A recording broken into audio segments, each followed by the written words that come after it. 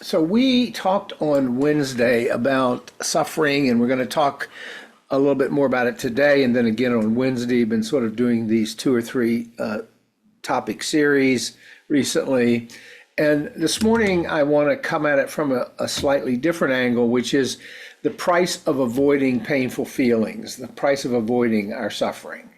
And as I often say, and as you know, the Buddha instructed us to be open to all experience, not just what's pleasant. We have to be open to the totality of our experience. And you know that our lives are marked by a range of experiences: joy, sorrow, love, loss, hope, despair. The list goes on and on.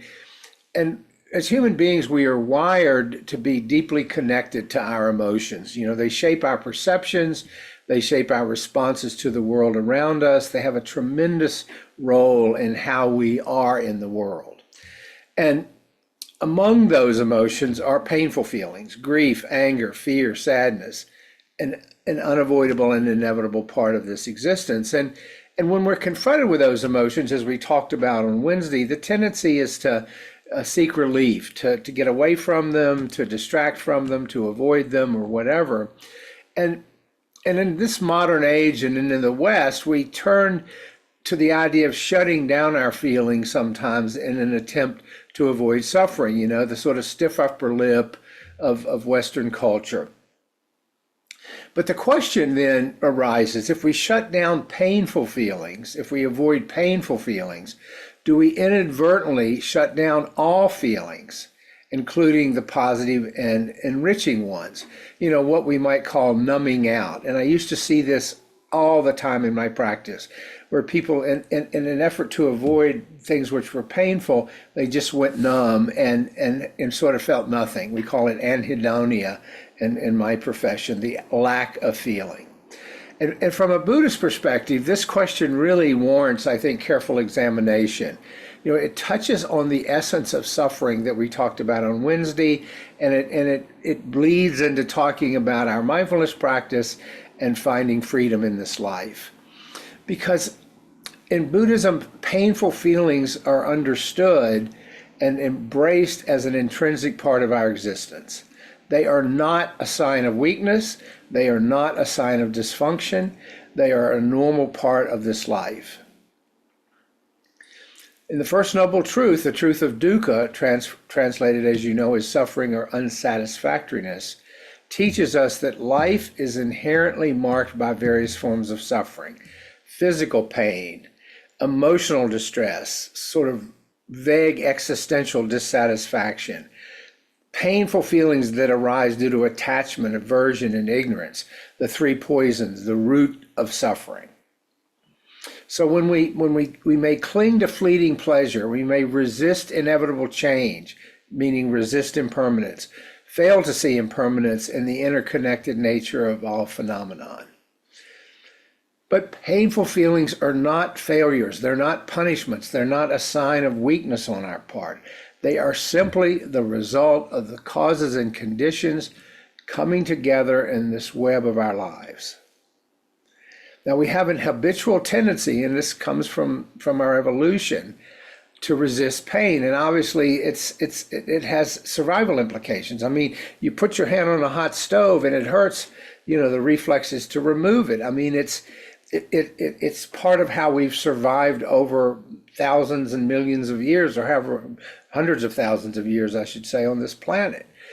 And so when we do that, though, when we push other feelings away, when we numb them out, when we distract ourselves from feelings that aren't harmful in the way that a hand on the hot stove is harmful, this only leads to greater suffering because it creates this inner struggle.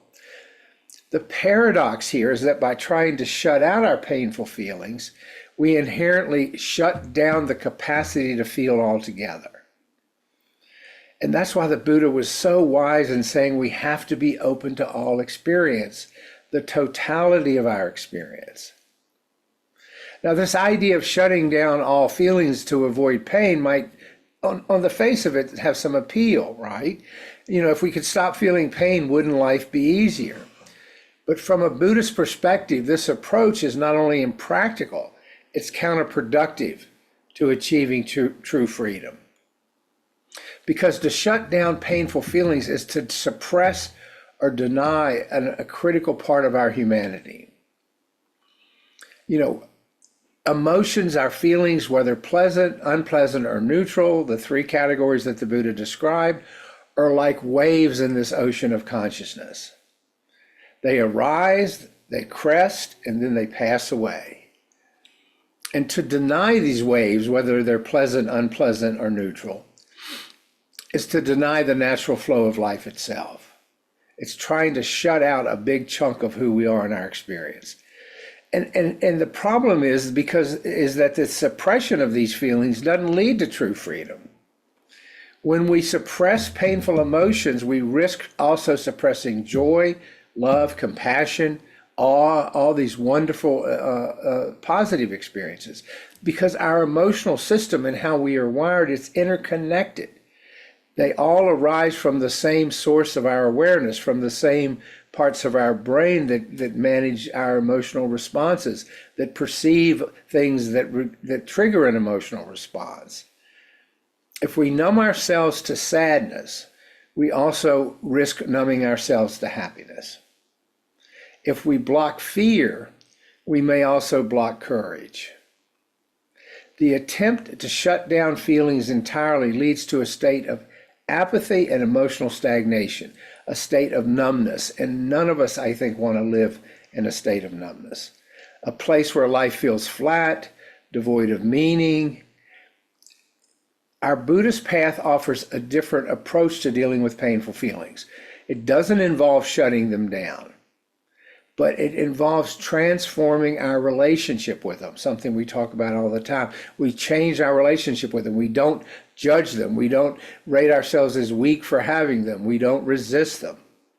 The middle way, a core teaching of the Buddha, encourages us to avoid extremes, whether indulgence in or the suppression of these strong emotions. So instead of rejecting painful feelings, we are invited by his teachings to meet them with mindfulness and compassion, self-compassion in this instance. Being fully present with whatever arises in the moment, without judgment and without resistance. So when painful feelings arise, as they will, we acknowledge them with gentle awareness, with acceptance. This is sadness. This is anger. This is frustration. Because by observing our emotions without clinging to them on the positive side or pushing them away on the negative, unpleasant side, we create space for them to arise and then dissolve naturally. We see the impermanence of our feelings. We see that emotions aren't solid, they're not permanent, that this emotional state right now doesn't last forever. As we use the metaphor often, they're like clouds passing in the sky of our awareness. Now, this acceptance doesn't mean, as I often say here, resignation or passivity. It doesn't mean we just sort of roll over and suffer. It means embracing our experience as it is without adding unnecessary layers of suffering. That unnecessary layer of suffering is what we usually call the second arrow that the Buddha taught. All the judgment about our suffering, all the judgment about what's wrong with us that we're suffering, all the judgment that the suffering makes us defective or inadequate. When we stop fighting with our emotions, we begin to get access to their deeper causes. They become our teachers, as we talked about on Wednesday. Painful feelings carry important messages. They tell us something about our needs, about our values, about our unmet desires, about our wounds, about our sore spots. And by listening to these messages with an open heart, when we open to them, we can respond wisely and compassionately to ourselves. Compassion, both for ourselves and others, is a vital aspect of working with painful feelings. So when we encounter our own suffering, we cultivate self-compassion. We treat ourselves with the same kindness and understanding that we would offer to a dear friend who is suffering. Think of how rarely we do that. We extend compassion to others, and yet we dump on ourselves. And the practice of doing that helps quiet that harsh inner critic that so often accompanies painful emotions. It's so interesting to me, and I watch this in myself all the time, how when I have a painful emotion, the default is almost to start judging myself for having it. Oh, why are you upset? What's wrong with you? You should be handling this better, on and on and on. It's just amazing how we go there.